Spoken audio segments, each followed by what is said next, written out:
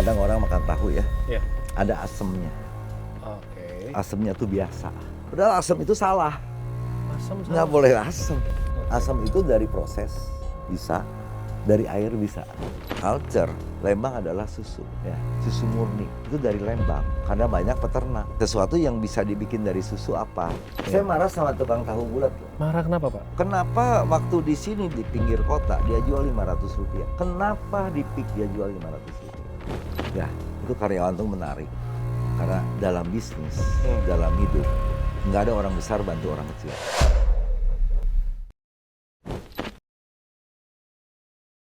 Ketemu lagi di Ngopi, ngobrol penuh inspirasi.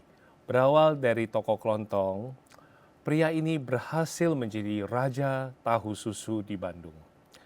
Dari dunia fashion hingga ke kuliner legendaris, kisah hidupnya penuh dengan membaca peluang yang tidak dibaca orang lain. Hari ini kita akan belajar dari beliau bagaimana bisa membangun bisnis yang bisa bertahan puluhan tahun dari sang pencipta Pak Peri Trisyanto. Jauh-jauh dari Bandung pastinya kita pengen nih. Udah banyak sekali pertanyaan dari teman-teman tentang tahu susu. Pak Peri, kalau boleh tahu, awalnya perjalanan ini dari mana ya Pak? Kok banyak sekali informasi bahwa Pak Peri ini pintar sekali membaca peluang, padahal biasanya nih, orang kalau bisnis itu cenderung ikut-ikutan. Yang lagi rame ikut. Nah, kalau Pak Peri malah berbeda. Boleh di-sharingkan Pak? Jadi orang bilang ke saya tuh katanya, bisnis tuh kok robah-robah. Tapi sebenarnya enggak, segmen pasar saya sama, wisatawan. Segmen Ya, pasar yang sama. wisatawannya yang robah. Dulu pengennya beli pakaian, sekarang pengennya beli makanan. Kan itu harus kita ikutin. Jadi bisnis saya nggak rubah karena segmen pasarnya sama. Yaitu orang yang datang ke Bandung, Iya, iya. bukan orang Bandung kan gitu. Oke. Fashion Pak, bisa tiba-tiba melihat ke arah kuliner. Ya. Kan agak ekstrim ya. Ya. Apa yang Bapak lihat di situ? Cuman Peluang apa? segmen pasarnya, Pak. Segmen pasar sekali Segmen lagi. pasarnya. Wisatawan butuh apa? Butuh apa? Itu yang penting. Ya, sekarang butuh apa orang ke Bandung? Kan gitu, nggak beli pakaian kan misalnya, apalagi sekarang. Butuhnya produk viral, yang viral-viral gitu. Oke, berarti Pak Ferry sangat cepat mengikuti adaptasi kalau Iya, orang bilang ya. betul. Oke. Lalu bagaimana Pak perjalanan awal tercetus ide menciptakan tahu susu Bandung ini? Maksudnya gini Pak, apa yang Pak Ferry lihat ini nih kayaknya bisa cuan nih. Bahasanya ini bisa Nggak, untung. kembali lagi pariwisata itu, ya kata Pak Menteri dulu, Pak Arif Yahya, ya. Pak Arif ya. Nah, dia bilang 60% culture, 35% infrastruktur, 5% buatan manusia. Ya Lembang infrastruktur udah bagus, di situ masih sepi. Ya, nah culture Lembang adalah susu, ya susu murni itu dari Lembang. Karena banyak peternak. Sesuatu yang bisa dibikin dari susu apa? Yang ditambahin susu lah. Ya. Add on. Iya. Nah, itu salah satunya saya dapat dari pengrajin tahu. Kenapa bisa dibikin tahu katanya. Dicampur dengan kedelai ya supaya lebih lembut. Nah, kita bikin itu gitu. Oke. Dikenal sebagai sosok yang selain berani menciptakan sesuatu, Pak Peri juga nggak pernah takut disaingi orang. Bahkan ada istilah, ada tahu susu KW pun Pak Peri santai-santai Iya, aja. santai aja. Karena mereka nggak tahu segmen pasar. Mereka produksi biasanya kan yang follower pengen lebih murah. Oke. Itu ada salahnya menurut saya. Kita jual produk eksklusif tuh segmen pasar kan banyak. Oke. Ya, saya marah sama tukang tahu bulat loh. Marah kenapa Pak? Ya. Kenapa waktu di sini di Bekasi, di Babelan, di pinggir kota dia jual Rp500? Kenapa di PIK dia jual Rp500? Harusnya Rp2.000. Segmen pasar beda, tahunya sama. Ya, begitu dia di BSD, misalnya di PIK, BSD, Kelapa Gading, kenapa dijual 500? Di kampung dia boleh 500, di pinggiran boleh 500. Tapi di sini harus 2.000. Tapi packagingnya yang bagus, tahunya sama. Ngerti nggak ya? Iya. Ya, sayang dia. Positioning itu. Positioning, ya segmen pasar penting sekali. Mau kemana kita jualan kok? Tapi kalau di dunia UMKM pasti Pak Peri akan didebat Pak.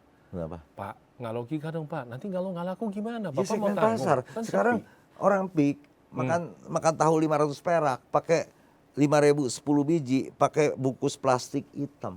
Siapa yang mau makan? Tapi kalau di dus jual 25.000 dia makan. Iya, apalagi dusnya dibikin ada tulisan sultannya gitu Ya ya. iya kan gitu. Nah itu segmen pasar penting. Jadi orang tuh sama dengan UMKM. Jangan pemurah-murah. Segmen pasarnya yang tepat. Ya, tahu 25.000 dengan 5.000 kan 25.000 masih terjangkau kok. Nah, Pak Peri, kan udah mau melintang hampir 20 tahun lebih nih. Adonan tahu, Pak Peri tahu dong. Tahu. Izin, kita akan kasih 3 jenis tahu di depan Pak Peri. Nah, Pak Peri punya tugas satu untuk menemukan mana yang tahu susu punyanya Pak Peri. Ya. Ya, oke, coba. Semuanya sama-sama putih, Ya. ya kan? Dari rasa, Saya Pak. coba Iya, rasa. dari rasa. Kalau dari bentuk nggak kelihatan. Dari bentuk nggak kelihatan? Nggak kelihatan. Oh, wow. Nggak kelihatan. Oke, coba dari Kalau rasa. dari rasa.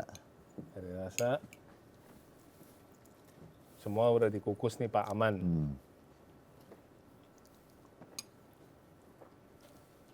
Mana yang tahu sutra, mana yang tahu susu Lembang, mana yang tahu China. Kalau Cina.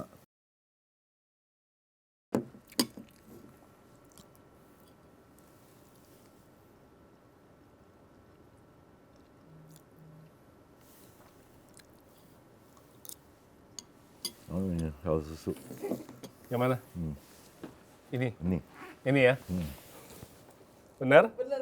Wah. Nah, soalnya gini, Iya. kadang-kadang orang makan tahu ya, Iya. ada asemnya.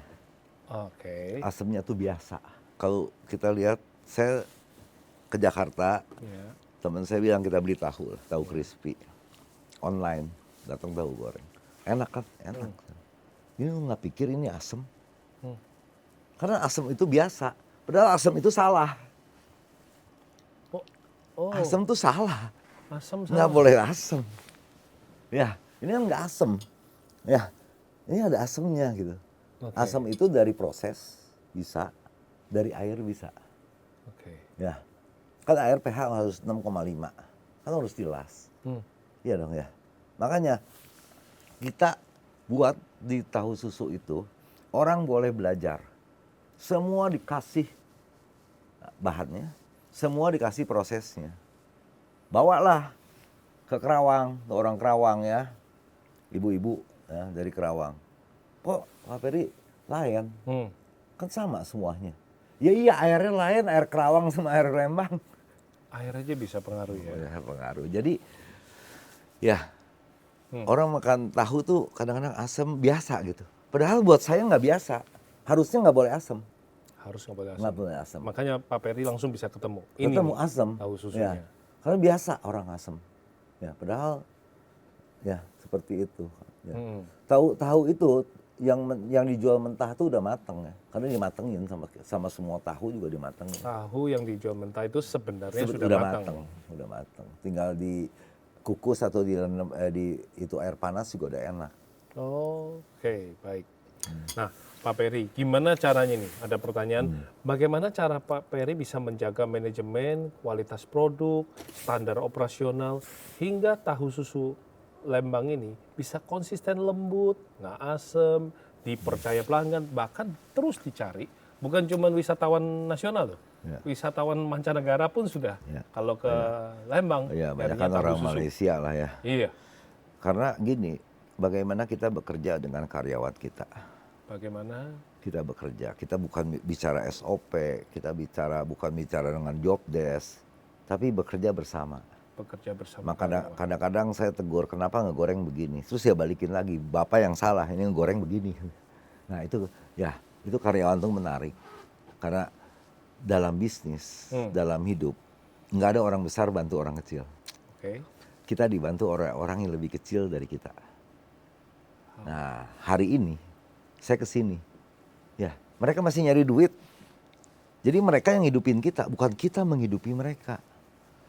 Ya, menurut saya kan ada pengusaha bangga, saya punya menghidupi 3.000 orang karyawan saya. Ya enggak lah, dia yang dihidupi 3.000 orang kan dia. Ya, Iya. contohnya seperti itu. Hanya, nah, bagaimana kita bekerja bersama mereka, yaitu bekerja bersama, hospitality. Kita harus tahu kebutuhan mereka, ya, kesusahan mereka ya juga harus tahu, dan kesusahan kita juga harus tahu, ya. Kesusahan kita mereka harus tahu. Harus tahu, gua kok ada kebutuhan nih buat bayar bank segini, ya harus tahu dong. Ya dia juga tahu, wah Pak saya ya anak sakit, ya dia harus tahu dong. Nah itu, saya di sekitar Lembang tuh 900 orang karyawan saya semua yang menghidupi saya, bukan saya menghidupi dia. Ya, 900 karyawan. ya hari ini kan kita di sini kan yang nyariin duit, yang ngongkosin saya ke sini dia. Ya, Oke. ya itu konsep saya. Iya. Ya, karena di Indonesia ini khususnya di Jawa Barat, ya itu, ya hospitality itu sangat-sangat berperan. Hospitality sangat berperan. Ya. Apa arti kompetitor buat Pak Peri? Kompetitor menarik. Ada kompetitor kita jadi bisa inovatif baru, nggak terbuai.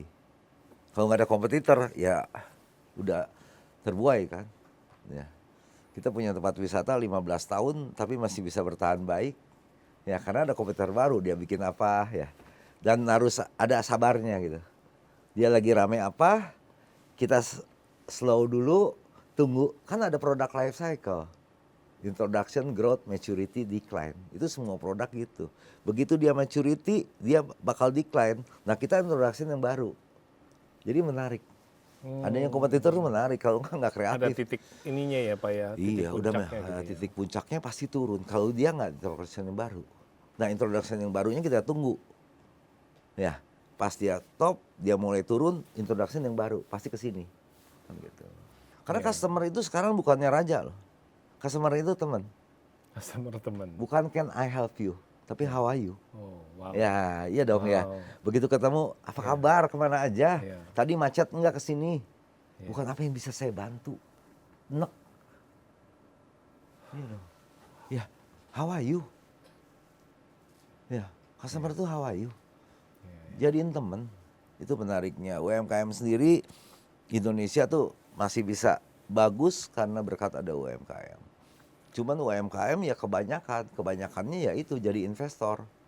Dia buka sesuatu, dianya nggak turun, nggak bisa. Kalau suatu saat nanti Pak Peri melihat semua ini sudah dengan ketenangan tersendiri, melihat bahwa bisnisnya semua sudah bisa berjalan dengan baik, Pak Peri dari sekedar menjadi pendiri Tahu Susu Lembang, apa warisan yang pengen Pak Peri berikan buat keluarga, buat para pelanggan, dan juga generasi pengusaha berikutnya? Pak Peri ingin dikenang sebagai apa? Enggak, hidup itu berkarya, dari karya. Ya, hidup itu gini ya, antara punya kekayaan dan punya ilmu. Oke. Punya kekayaan, you capek ngejaga kekayaan. You capek jaga harta lu, takut hilang. Tapi kalau punya ilmu, menjaga hidup Anda.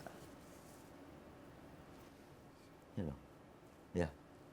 Jadi bagaimana punya ilmu, ya belajar terus. Belajar ngamatin. Kenapa ini rame, kenapa ini sepi. Kalau bisnis ya, kenapa ini sepi. Saya selalu, apalagi sekarang, berbuat sesuatu yang kecil. Yang modalnya kecil. Ngapain modal? Ya, saya nggak punya modal besar kok. Sekarang saya dikasih modal besar juga. Bingung mau bikin apa. Tapi modal kecil. Bikin sesuatu yang kecil. Siapa tahu jalan. Bisa jadi besar kan. Tapi kalau nggak jalan ya udahlah, anggap main aja udah. Anggap sekolah. Wah, banyak sekali insight yang saya dapatkan dari episode kali ini. Tentunya teman-teman kalian juga bisa menangkap banyak sekali insight dari Pak Peri. Yang menurut saya kesuksesan itu bukan dimulai dari modal yang besar. Tapi setia dalam perkara-perkara kecil yang kita bisa lipat gandakan ketika kita sudah punya sistem dan orang yang tepat. Pak Peri bisa menangkap peluang yang tidak dilihat oleh orang lain dan konsisten dalam menjaga kualitas. Salah satunya kalimat beliau adalah yang punya bisnis harus turun tangan langsung untuk melihat langsung bisnisnya, bahkan menjalankan bisnisnya. Pastinya masih banyak bintang tamu yang akan memberikan insight yang luar biasa buat kita di Ngopi. Ngobrol penuh inspirasi. Kalau kamu suka dengan tayangan seperti ini, kalian boleh follow dan kita akan ketemu lagi dalam episode Ngopi berikutnya.